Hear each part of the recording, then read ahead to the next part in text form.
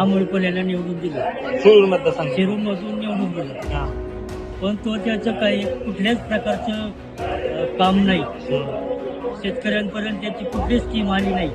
शेतकऱ्यांपर्यंत त्यांनी तोंडही दाखवलं नाही. अमोल कोल्हे फक्त नावाला माणूस खासदार झाला, याला काही शेतकऱ्यांचे घेणं देणं नाही. तो नावालाच फक्त खासदार झाला. शिंदे साहेबांचं काम चांगलं आहे. शिंदे साहेबांच्या सगळ्या स्कीमा शेतकऱ्यांपर्यंत पोहोचल्या.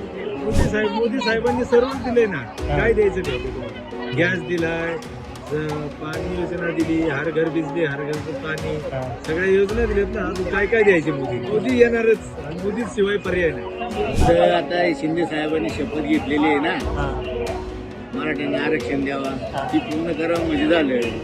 तर शिंदे साहेब रात्रंदिवस काम करतात. मोदीच येणार. येतील का?